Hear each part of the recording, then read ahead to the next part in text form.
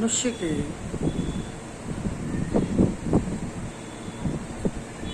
84 जन्म में से 21 जन्म तो सतयुग और त्रेता और एक ये संगम युग के आराम से गुजर जाते हैं, लेकिन जो 63 जन्म के हर जन्म में हमको नाम, देश, काल, सगे संबंधी सब नए मिले ना, और सब नए मिले तो उन जन्मों में जो हमने पाप कर्म किए, पुण्य कर्म किए, उनको सबको प्लस माइनस करके जो हमारा बचा, जिसको हम नहीं भुगत पाए, वो हमें अगले जन्म में तुरंत प्राप्त हुआ।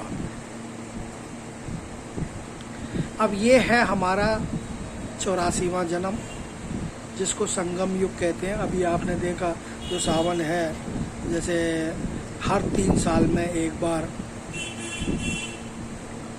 1 महीना बढ़ के, जिसको पुरुषोत्तम महीना कहते हैं,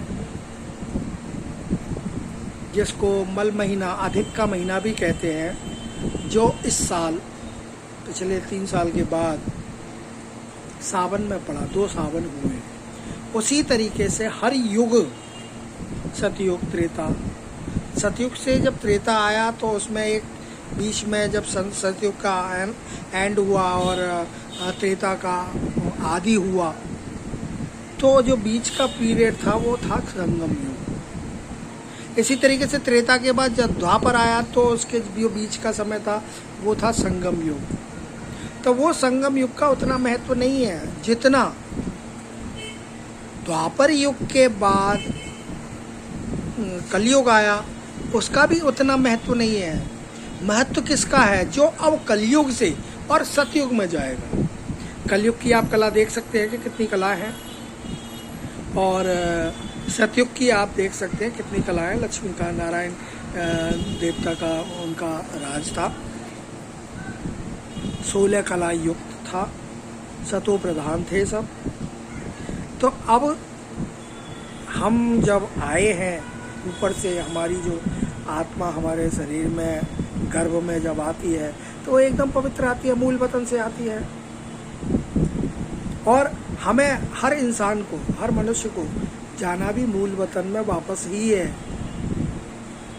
लेकिन वो अपने पुरुषार्थ के अनुसार कि उसने जीवन में क्या किया है। अब ये लास्ट जन्म है 84वां मनुष्य का, मनुष्य योनि का। तो इसमें जो भी आप 63 जन्म के जो आगे पीछे के हैं, उनको सबको चुकता करके ही आपको वहाँ जाना पड़ेगा, क्योंकि इसके बाद तो आपको इस जन्म के अनुसार, इस जीवन में जो आपने किया, अब तो आपको प्रारब्ध ही मिलने हैं। क्यों? वहाँ तो मूल वतन में कोई कर्म नहीं होते, वहाँ भी कर्म का नाम निशान नहीं होता। तो हमें अब इस संगम युग में, इस पुरुषोत्तम युग में, इस अधिक युग में मान के चले हमें अच्छे कार्य करना चाहिए। और अच्छे कार्य में सबसे बड़ी बात है, जो प्रधान है, वो है पवित्रता। आप जितने पवित्र बनेंगे उतनी उस प्रभु, परमपिता, परमेश्वर, जो निराकार स्वरूप है, जो सिर्फ एक ही है, शिव बाबा, उसको हमें हर समय हमें याद रखना पड़ेगा। उसकी याद में, क्योंकि हम उसके बच्चे हैं, हम उसके चेले चपाटे नहीं हैं, हम उसके बच्चे हैं। और हम, हर माता पिता अपने बच्चे को